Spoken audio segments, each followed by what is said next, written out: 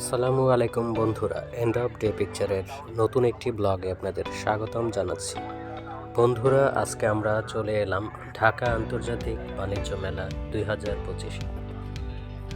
অনেকেই প্রশ্ন করে ঢাকা বাণিজ্য মেলায় কিভাবে যাবেন, কি খাবেন, কি দেখবেন ও কি কিনবেন বা কখন কিনবেন। তারা আজকের ভিডিওটি শুরু থেকে শেষ পর্যন্ত দেখলেই সম্পূর্ণ ধারণা পেয়ে যাবেন। তো সম্পূর্ণ ভিডিওটি দেখতে থাকুন। রাজনৈতিক ও অর্থনৈতিক সংকট থেকে উত্তরণের চেষ্টার মধ্যেই শুরু হয়েছিল ঢাকা আন্তর্জাতিক বাণিজ্য মেলার 29তম আসর।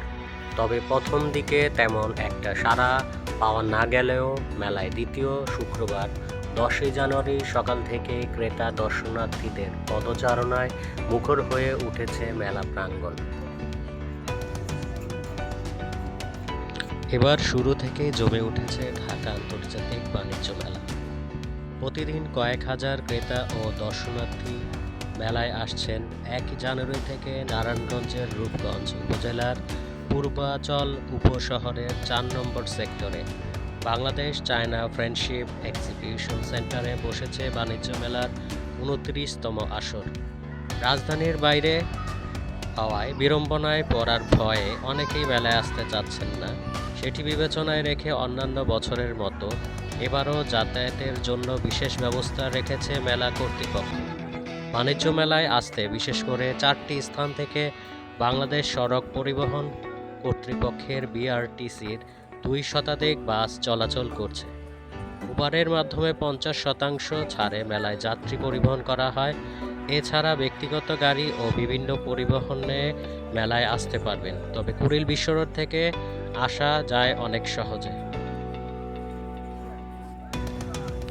মেলায় প্রথমবারের মতো টিকেটিং অন স্পট টিকিট ক্রয় ব্যবস্থার পাশাপাশি অনলাইনে টিকিট ক্রয় পূর্বক কিউআর কোড স্ক্যান করে মেলায় প্রবেশের ব্যবস্থা করা হয়েছে। দেশের তরুণ সমাজকে রপ্তানি বাণিজ্যে উদ্বুদ্ধ করণার্থে তৈরি করা হয়েছে ইউথ প্যাভিলিয়ন। মেলায় সম্ভাবনাময় সেক্টর পণ্যভিত্তিক সেমিনার আয়োজনের উদ্যোগ নেওয়া হয়েছে। বিদেশি উদ্যোক্তা প্রতিষ্ঠানের সুবিধার্থে থাকছে স্বতন্ত্র সোর্সিং কর্নার, ইলেকট্রনিক্স ও ফার্নিচার জোন। বয়সভিত্তিক দর্শনার্থীদের সুবিধার্থে তৈরি করা হয়েছে প্রযুক্তি কর্নার। সিনিয়র সিটিজেনদের জন্য সিটিং কর্নার। শিশুদের নির্মল চিত্তবিনোদনের জন্য মেলায় থাকছে শিশু পার্ক। পণ্য প্রসার ও বিজ্ঞাপনের জন্য মেলায় থাকছে উন্মুক্ত সাংস্কৃতিক কেন্দ্র। মহিলা প্রতিবন্ধী, সুবিধাবঞ্চিত, ক্ষুদ্র নৃগোষ্ঠী, কুটির, তাঁত, বস্ত্র, হস্ত শিল্পের উদ্যোক্তাদের সংরক্ষিত স্টল বরাদ্দ দেওয়া হয়েছে। এছাড়া তারুণ্যের শক্তি ও উদ্ভাবনী উদ্যোগকে উৎসাহিত করতে মাসব্যাপী মেলায় থাকছে বিভিন্ন আয়োজন। বাণিজ্য মেলায় লেআউট প্ল্যান অনুযায়ী বিভিন্ন ক্যাটাগরির 361টি প্যাভিলিয়ন, স্টল, রেস্টুরেন্ট, দেশীয় উৎপাদক, রপ্তানিকারক প্রতিষ্ঠান সহ সাধারণ ব্যবসায়ী প্রতিষ্ঠান এবং বিদেশি প্রতিষ্ঠান বরাদ্দ পেয়েছে। দেশীয় বস্ত্র, machineries, carpet, cosmetics and beauty AIDS, electrical and electronics, furniture, পাট ও পাটজাত পণ্য, গৃহ সামগ্রী, চামড়া, আর্টিফিশিয়াল চামড়া ও জুতাসহ চামড়াজাত পণ্য, স্পোর্টস গুডস, স্যানিটারি ওয়্যার, খেলনা, stationery, crockeries, plastic, melamine, polymer, herbal ও টয়লেটিস, ইমিটেশন জুয়েলারি, প্রক্রিয়াজাত খাদ্য, ফাস্টফুড, হস্তশিল্প পণ্য, হোম ডেকোর ইত্যাদি পণ্য মেলায় প্রদর্শিত হচ্ছে। সেন্টারের দক্ষিণ পূর্বে পার্শ্বে জুলাই চত্বর, দক্ষিণ পশ্চিম পার্শ্বে cultural centre, technology corner, recreational corner এবং সেন্টারের উত্তর পূর্ব পার্শ্বে শিশু পার্ক ও উত্তর পশ্চিম পার্শ্বে 36 চত্বর ও নামাজ ঘর স্থাপন করা হয়েছে। মেলায় সার্বিক নিরাপত্তা এবং দর্শনার্থীদের নিরাপত্তা নিশ্চিতকরণার্থে মেলায় প্রাঙ্গণে পর্যাপ্ত সংখ্যক police, armed police battalion, RAB, গোয়েন্দা সংস্থা সহ অন্যান্য আইনশৃঙ্খলা রক্ষাকারী বাহিনীর সদস্য নিয়োজিত রয়েছে।